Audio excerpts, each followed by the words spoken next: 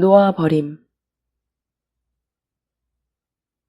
놓아버림은 무거운 물건을 떨어뜨리듯 마음속 압박을 갑작스레 끝내는 일이다.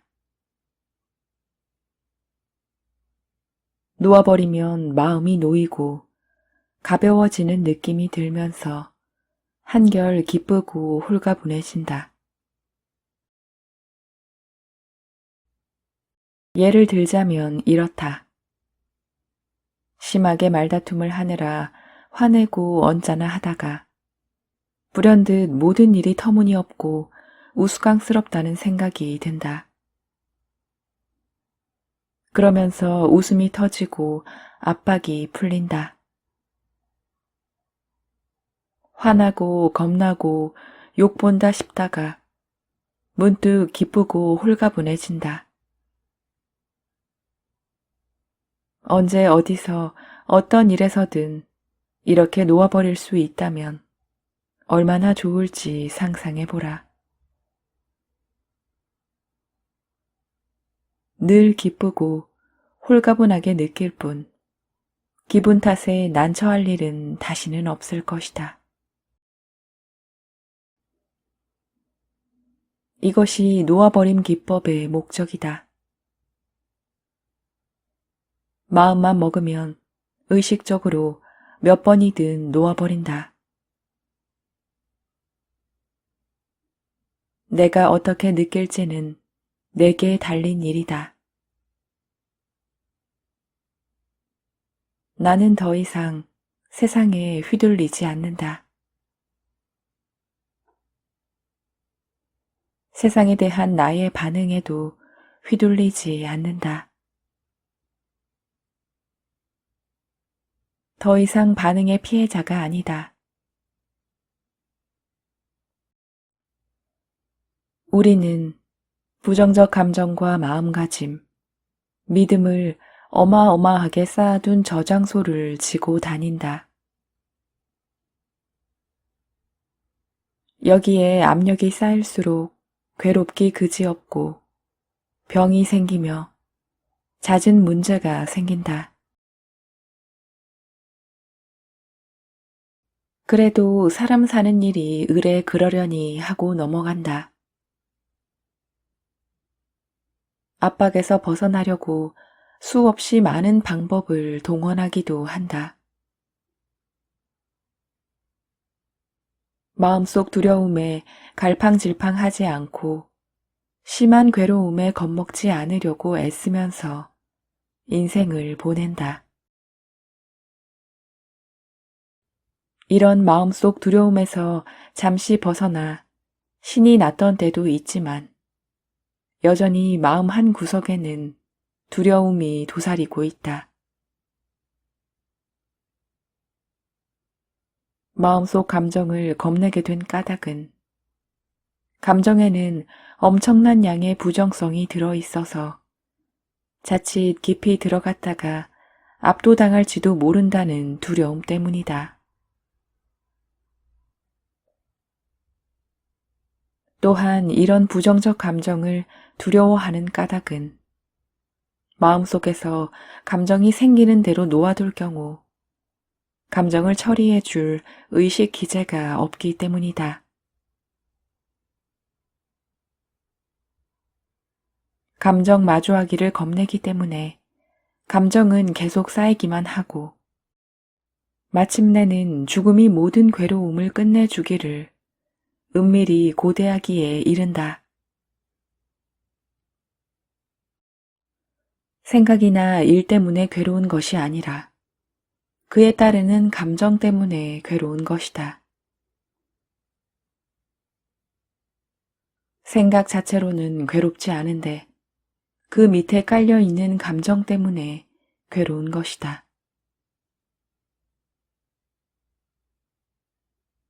감정이 쌓여 생긴 압력으로 인해 생각이 일어난다. 예를 들면 하나의 감정이 일정 기간 동안 수많은 생각을 자아낼 수 있다. 어렸을 적에 괴로웠던 기억이나 끔찍하게 후회스러워 내내 감추었던 일 하나를 떠올려 보라. 그 하나의 사건과 관련 있는 세월 모두와 그동안 일어난 생각을 살펴보라.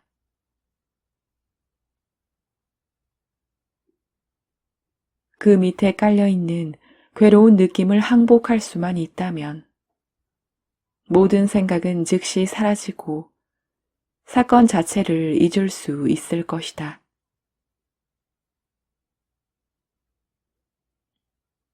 항복 상태란 어떤 상태를 말하는가? 항복 상태란 창조성과 자발성이 마음속 갈등에 가로막히거나 방해받지 않고 나타날 수 있도록 특정 방면의 부정적 감정에서 벗어난 상태를 뜻한다.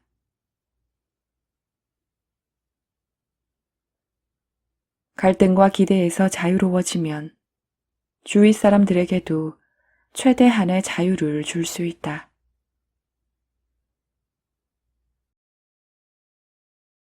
또한 항복 상태를 통해 우주의 본성을 체험하게 되어 우주의 본성은 어떤 상황에서든 최대한 좋은 것이 현실로 나타나게 하는 것임을 알게 된다.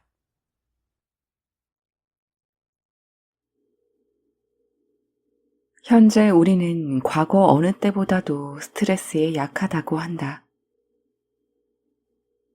스트레스의 핵심 원인은 무엇일까? 외부 요인에 의한 것은 분명 아니다.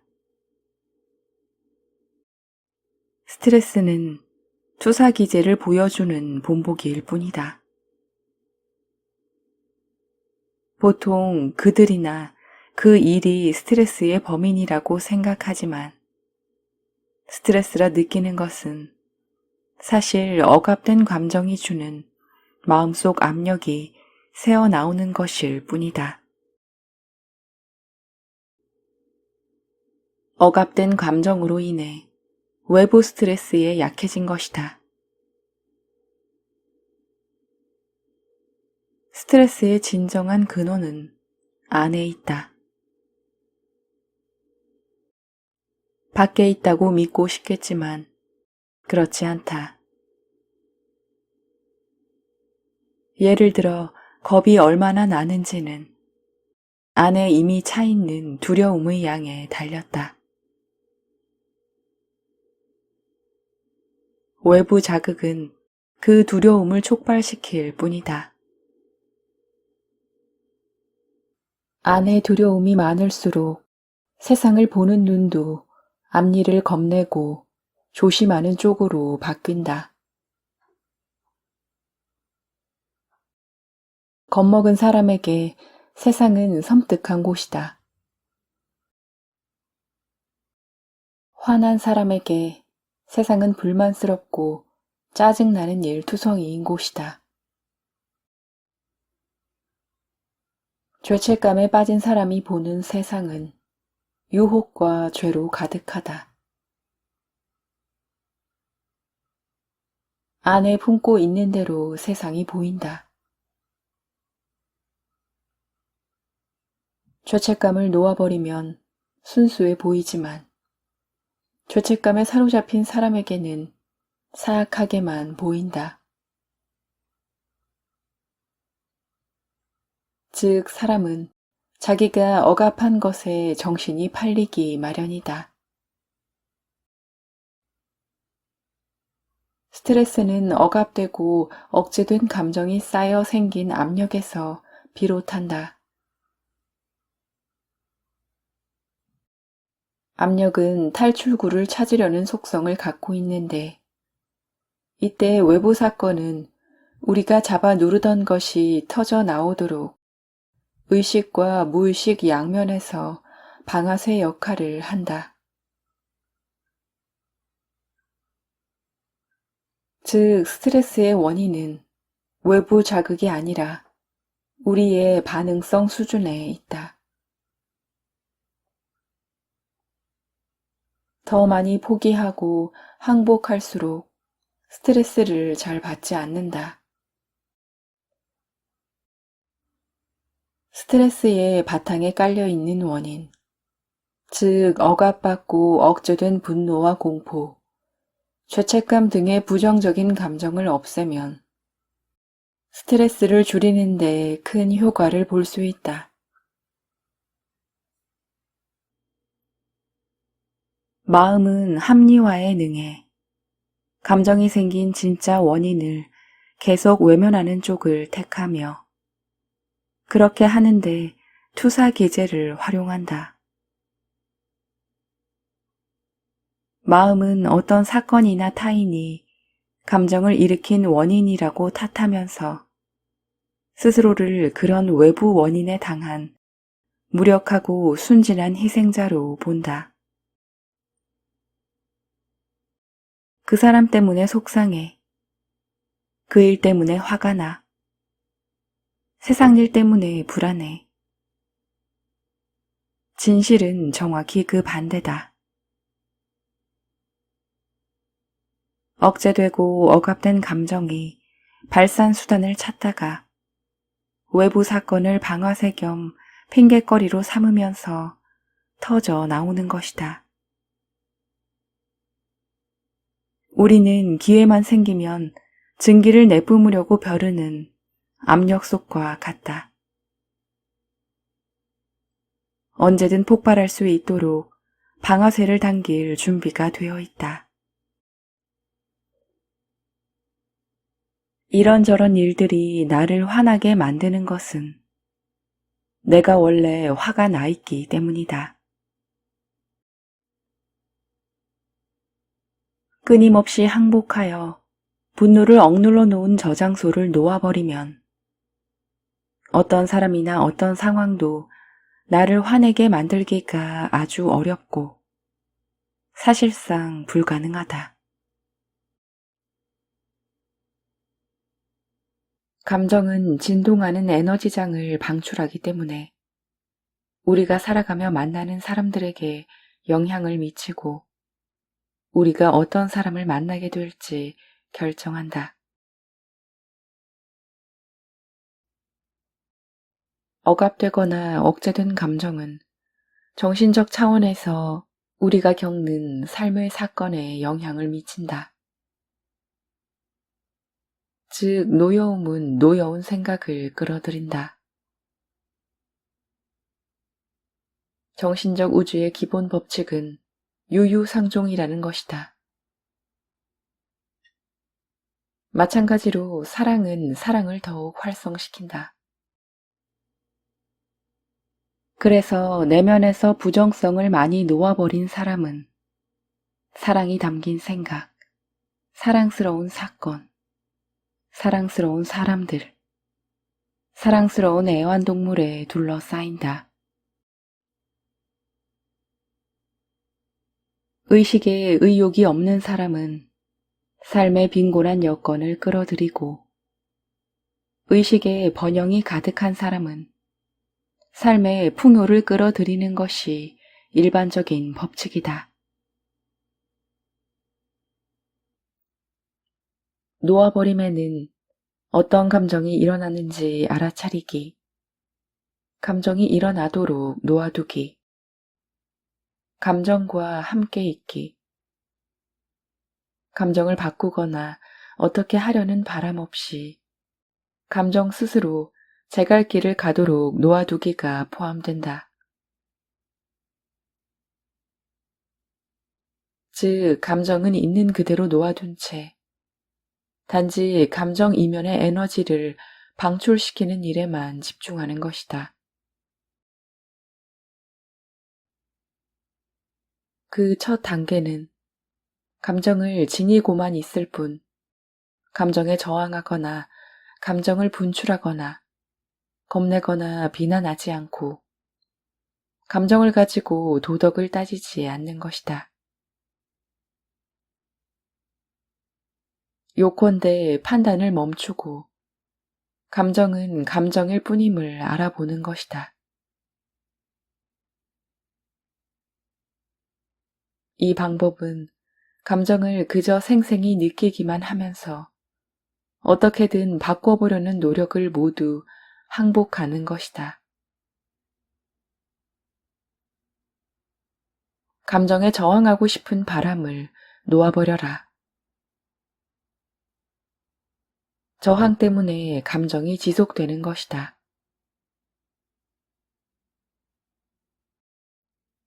감정에 저항하거나 감정을 바꾸려는 노력을 포기하면 감정이 달라지면서 강도가 약해진다.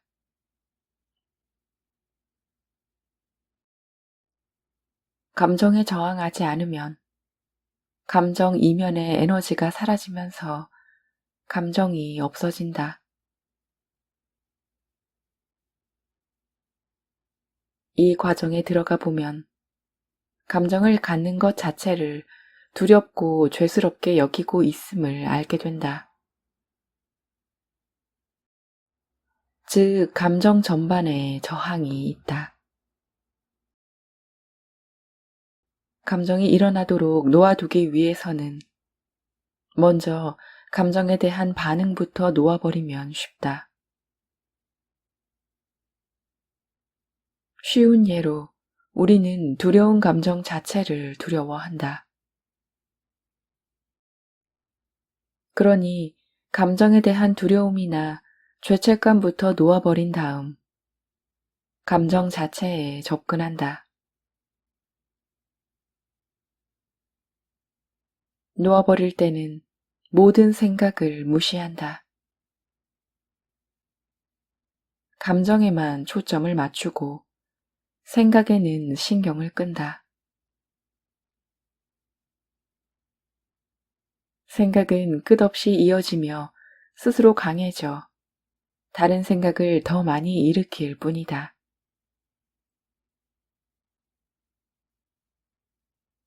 생각이란 감정이 생긴 까닭을 설명하려는 마음의 합리화에 불과하다.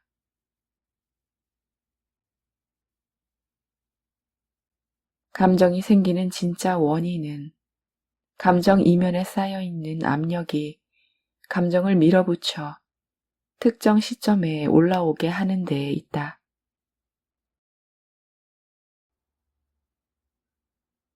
생각이나 마음 밖 사건은 마음이 지어내는 변명일 뿐 감정의 원인이 아니다. 우리는 계속 놓아버림으로써 완전한 자유 상태에 머물 수 있다. 감정은 오고 가지만 나의 감정이 곧 나는 아니며 진짜 나는 감정을 지켜볼 뿐임을 깨닫기에 이른다. 더 이상 자신을 감정과 동일시하지 않는다. 일어나는 일을 관찰하고 자각하는 나는 늘 똑같다.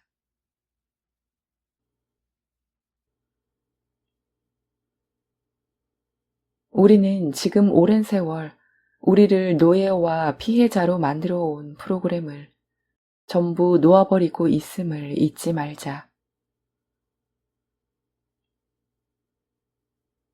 그런 프로그램들의 눈이 가려 우리는 진정한 정체성의 참모습을 보지 못했다. 설 자리를 점점 잃게 될 에고는 우리에게 속임수를 쓰고 엄포를 놓으려 할 것이다.